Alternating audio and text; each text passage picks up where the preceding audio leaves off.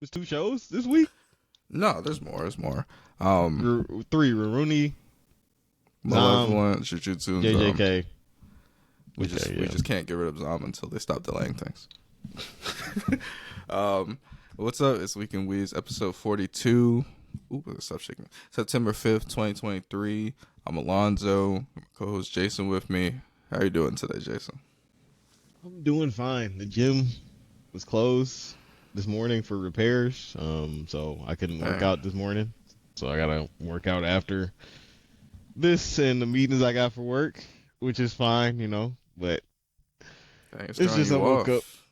Yeah, man, and it opened late yesterday because it was Labor Day, but the games never stop. I'm gonna go in and put in work regardless of the time of day. So it's all cool with me.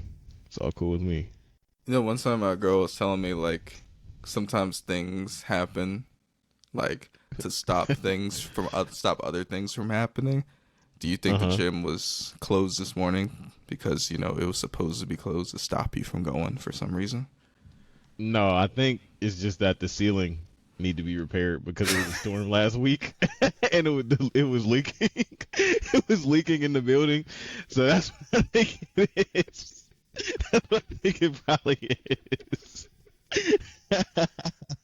What if it was a canon event? What if you were supposed to not go to the gym this morning for some reason? You just don't know what it was. I don't know. Good or bad.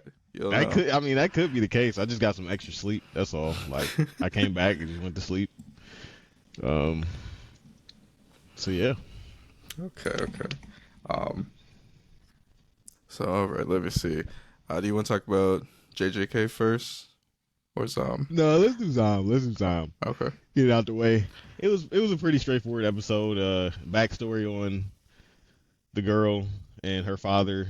He's like a millionaire financial tycoon and basically told her how to live her life and was like, you can't do certain things because you'll end up like a poor person and you just have to, which was kind of weird, like being a rich person like that. He was saying like you have to throw your wants away because your wants mean nothing. But it's like you have so much money you can get whatever you want. You know what I mean?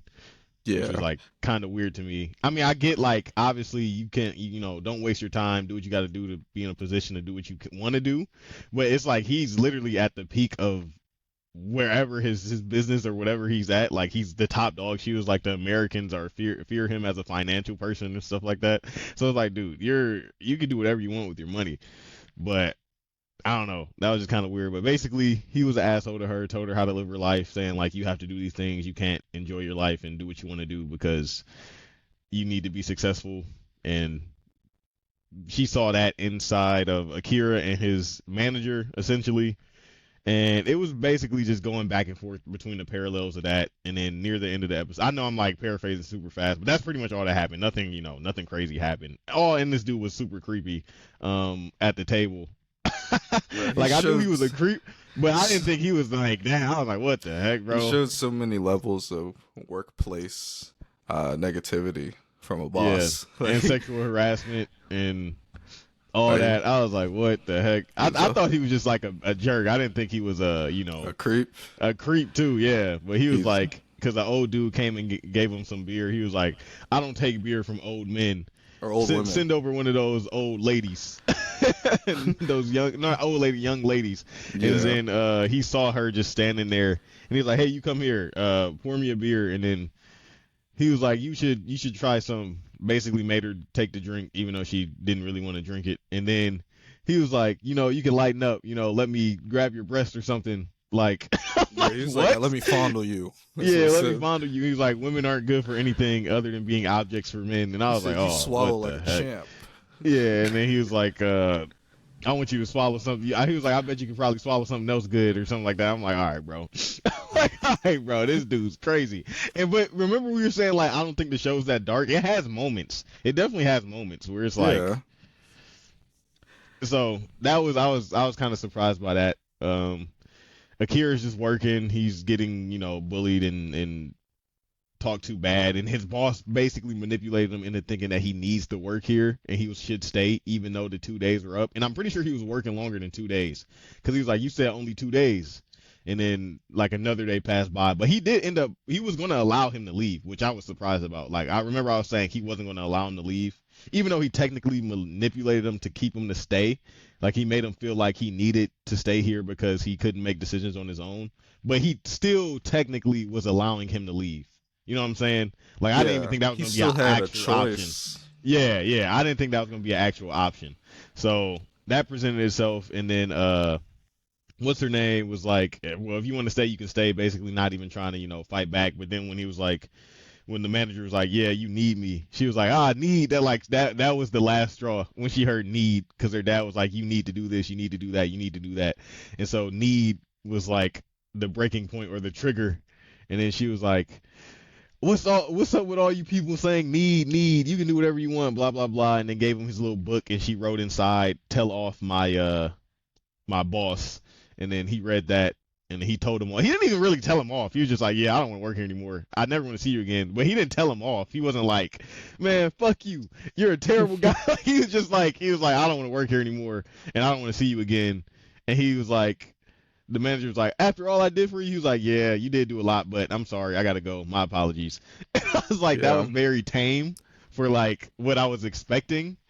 I don't know what I was expecting, but when it said tell off your boss, I'm thinking he's gonna go 100%. You know what I'm saying? Not. I feel like the retribution was a lot less than I thought it would be. Yeah, for sure. So yeah. And then my prediction was kind of right. I was like, everybody was gonna leave, and it was gonna be like a revolt. It wasn't really a revolt. It was just like her speech kind of inspired everybody else around.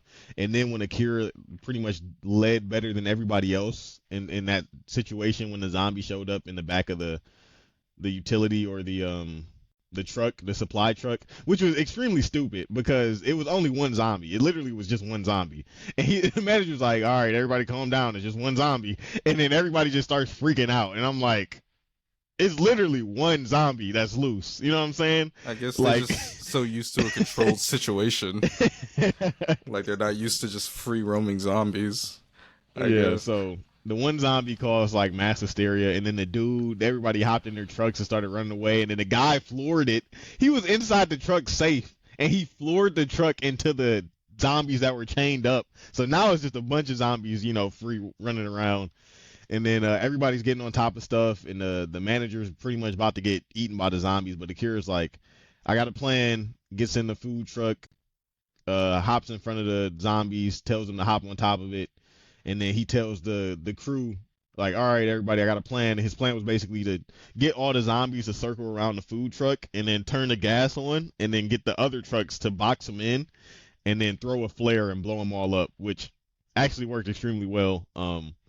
And then after all that happened, he was like, all right, well, I'm about to leave. And then everybody else was like, yeah, I'm with them. He led way better than you in one day in this one situation than you've done like this whole time. And also we feel like we've done enough to pretty much leave. And he was just sitting there crying alone. Like, no, my business, my company. And everybody just drove off. And yeah, that's pretty much the end of the episode. And then they, get back on the highway. They're talking. They didn't really say much. It was just like, Akira was like, I don't think I'm cut out for work. And she was like, with this day and age, you can do any kind of job. Anything you like, you can find a job for it. So, and she was also saying, like, it's no rush to get a job in this current time. Like, it's a zombie apocalypse, whatever. The currency specialist. And then the ending was weird because they showcased a new character we're going to see. I didn't see that. Yeah, it's like a blonde girl in a samurai suit, but she was with them on the RV. Like she was literally sitting on top of the RV. Those two were inside, like the passenger and driver's seat, and then Kendo was on the motorcycle, and then it showed them like eating some food. It was just in the ending, and I was surprised. I was like, why did they show this so early? I'm pretty sure they'll find her next episode or whatever, but. Okay. Things I liked about this episode, I like that we got backstory on the girl. I can't remember her name off the top of my head. I know it starts with a K.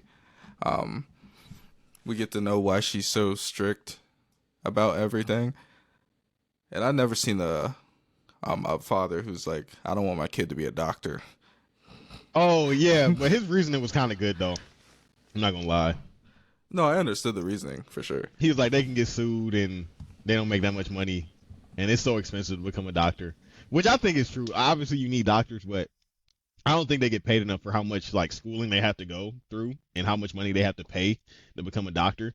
Especially if you're not like on scholarship and stuff, that's a lot of money. And if you're not a big name doctor, you're not making crazy amounts of money in comparison to how much you spend for the schooling. Is he possibly up for the worst dad award? Is he possibly up there? I think worst dad in the sense of he has no like sympathy for his child, but he definitely put her in a situation to be successful.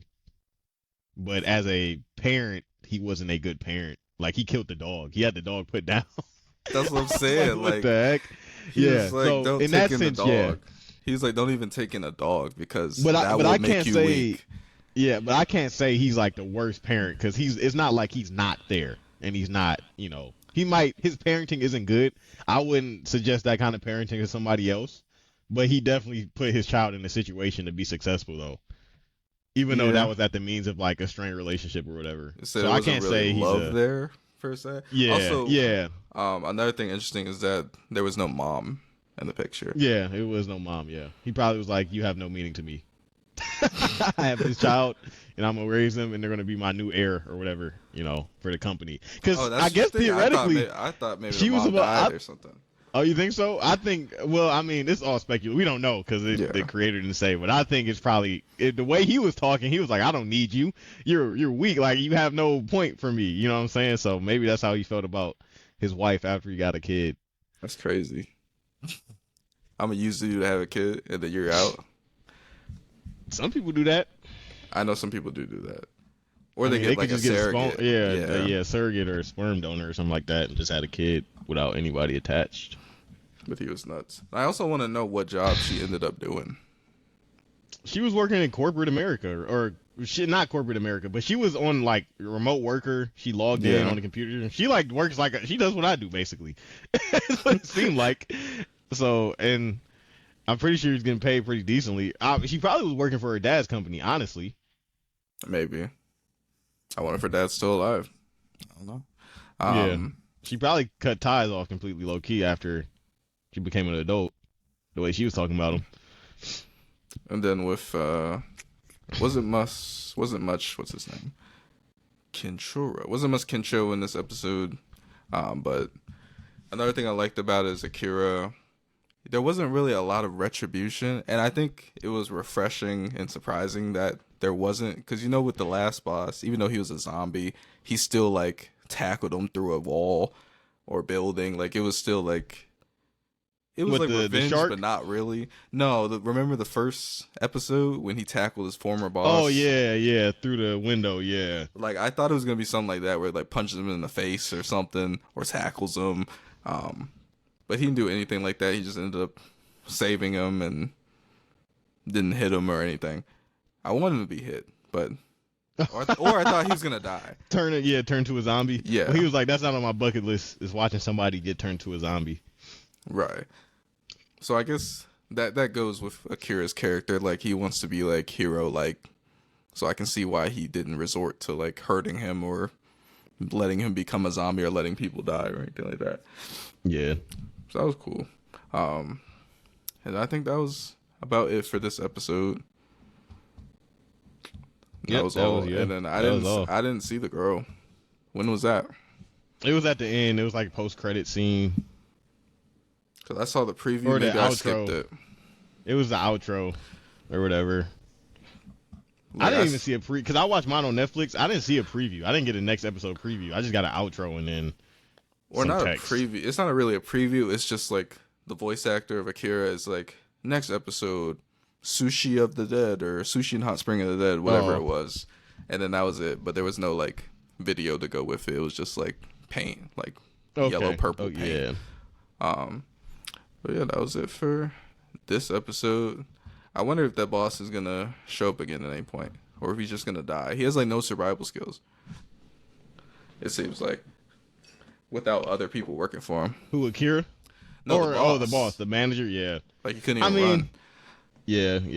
He was like, I don't have a build for running. No shit, fat ass. You're fat as hell. Yeah, I don't know, but yeah, let's get to. I want to save This JJK character. for the last because Okay. I feel like that's the one I have the most to say about. We can do Kenshin. Kenshin was Yosu good though. Kenshin. We got backstory on. I knew she was gonna be like the Walter White of the operation. Walter Like, White. Is she really yeah, Walter like, White? She's not the leader, yeah. is she? No, but I'm saying she has the formula to create the best opium. Oh yeah.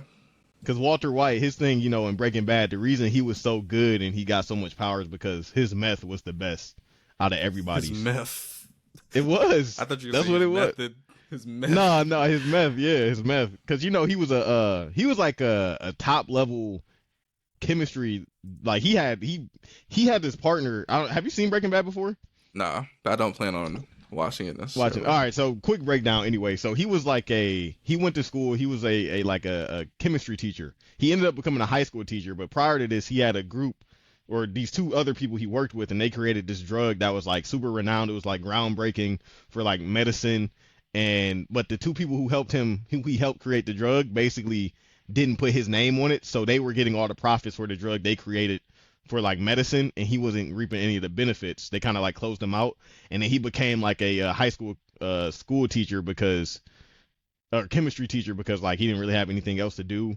He had a wife and kids and stuff, but he was like starting to hate his life. He was getting sick. He got cancer and stuff, and he was just like super depressed because like how his life was going. And some way somehow he got into like the business of meth and drugs, and he realized like, oh, this is super lucrative. At first he was like a slouch. He wasn't like a super serious dude, but as the seasons go on, he becomes like a not a drug lord, but like he becomes like serious, and he's not like soft anymore and stuff like that. It's a really good show though. It is really good. But that's pretty much like the synopsis of his character and who he is.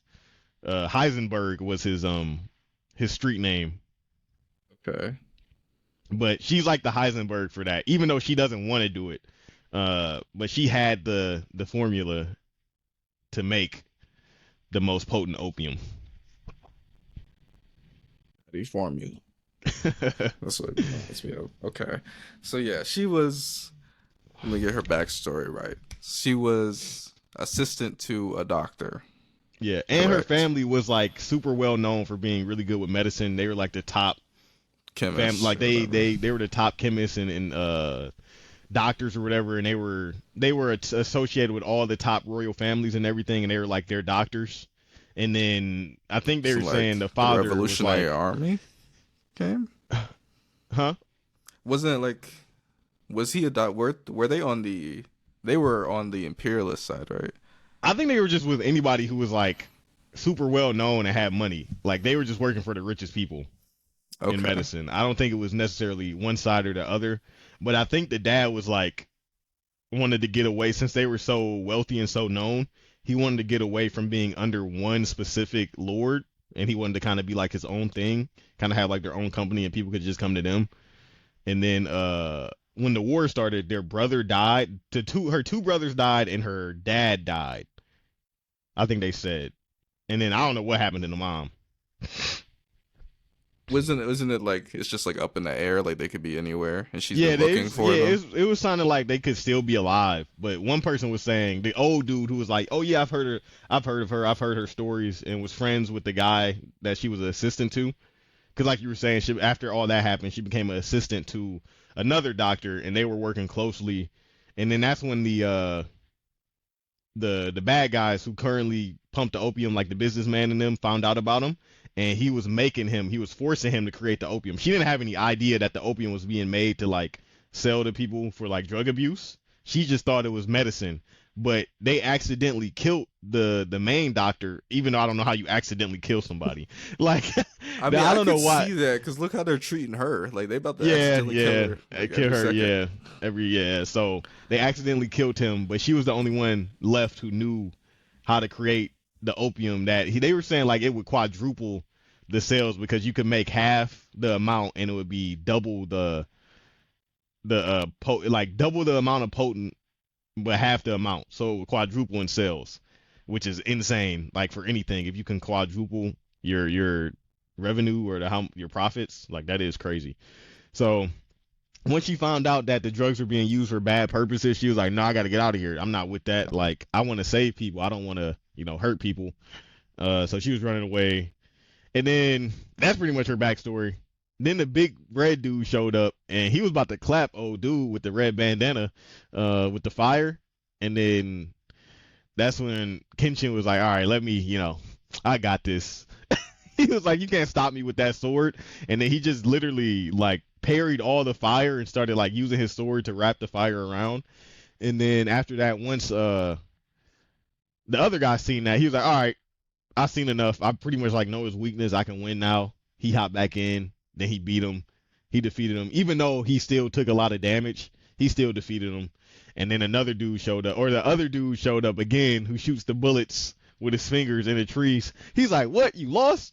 No way." And then he was like, "I know whose fault this is. It's her fault. This is another failure on me. And if it wasn't for you, I wouldn't be getting in trouble or start looking bad." And then he shot 2 bullets at her. And then the freaking little kid, he's an MVP for this, but like, let's be real, bro. Are you really about to take bullets for this random lady? Like, come on now. Like, what are we doing? He jumped in front of it. Not even jumped fully. He just put his hand out and he got like shot in the wrist twice. And I was like, all right, that's not too bad, But then it was like obviously poison. It's always poison. He wanted to be part of the team, man. He's part of the crew. Always got to be poison. He was like, "I'm a part of the Kenshin crew. And if he's putting his life in front of danger to protect her, then I will too." And I'm like, all right, bro. I feel whatever. Him. You gotta incorporate him somehow. He's barely in the show since when I thought he was gonna have a bigger part. Like he was gonna train and actually get stronger. But it seems like he's just kind of there, like comedic relief, like him and the girl.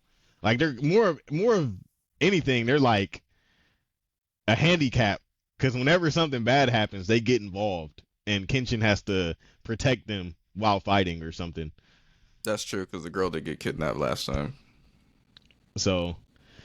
But he gets shot, and now he's poisoned, and they're like, "Oh my God, he's poisoned!" Everybody's freaking out, and then Kenshin's not even paying attention. Really, he's just trying to get this guy. He sliced the dude. He was about to slice the dude who shot the bullets with his fingers, and then he did a substitution jutsu. Yeah, that was hilarious. Fucking log. Bro, it was a log. And I'm like, saying. What the heck? This show is getting more and more unrealistic as it goes on. Like this dude had a container of oil in his stomach. You didn't watch To Your Eternity, but it's another guy in To Your Eternity. Wait, I think I know who you're talking about. Yeah, with the mask, he has like a mask on all the time. Yeah. So he has a. Did you watch it or no? I watched the first season.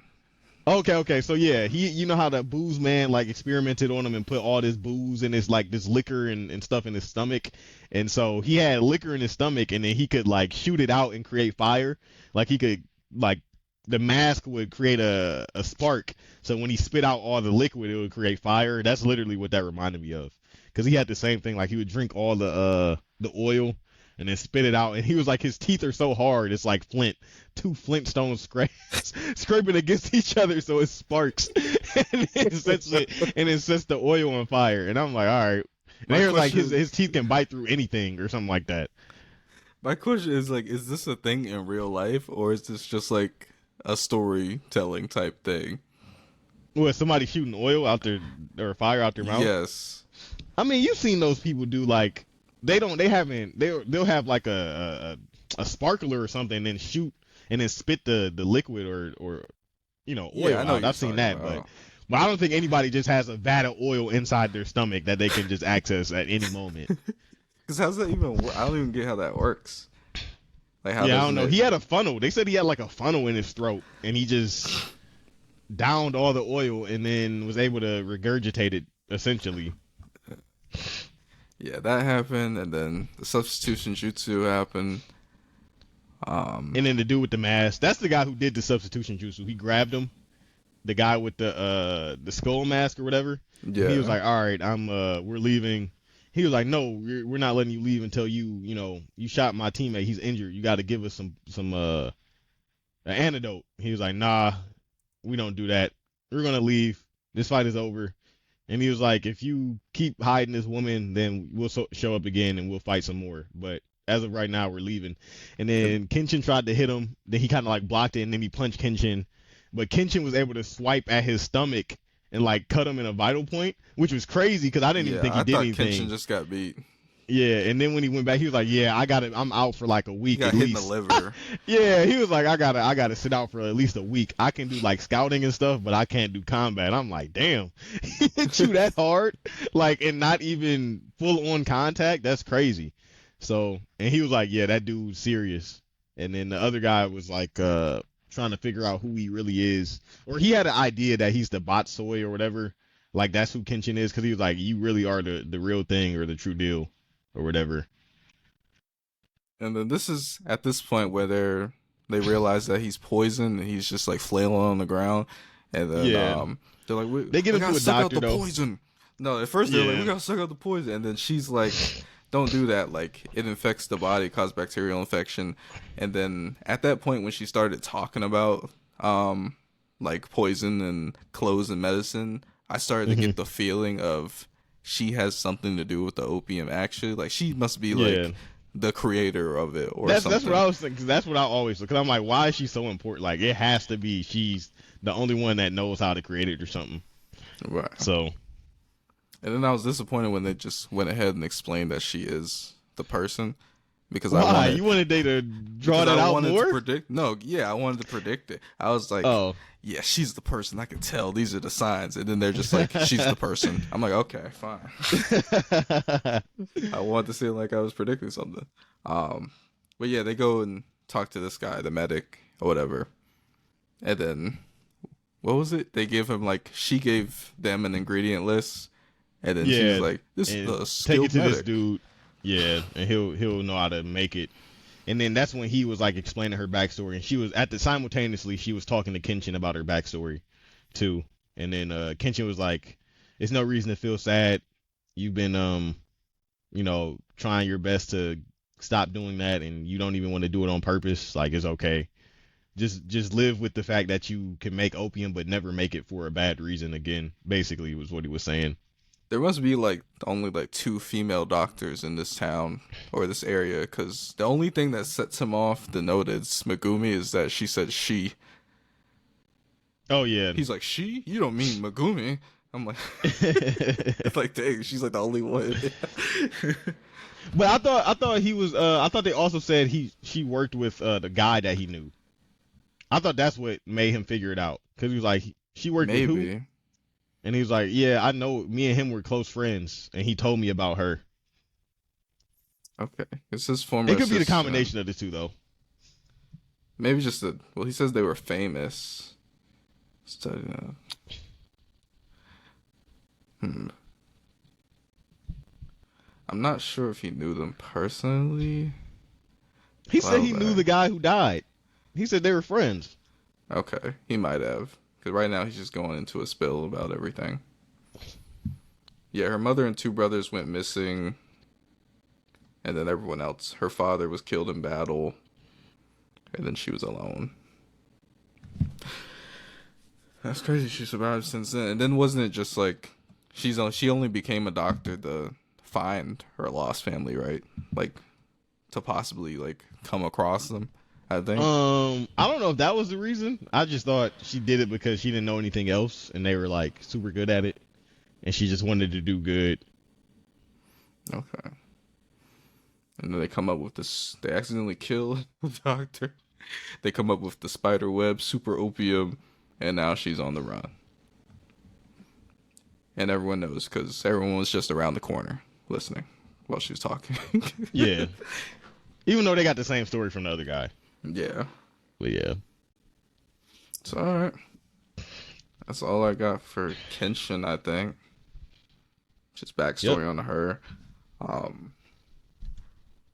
Do you think that she's innocent in this? Yeah, because she didn't know what the opium was being used for. And then when she found out, she stopped and ran away. So But didn't she thought it was being used for her. She was under the impression that she was making medicine to help people. Now she could be lying, but I doubt she would lie about that. Well, she said she's been doing it for 3 years. Right. And she says, for 3 years, I've made drugs to send people to their deaths. I feel like she had to have known what they were doing. it described it like she didn't find out until later.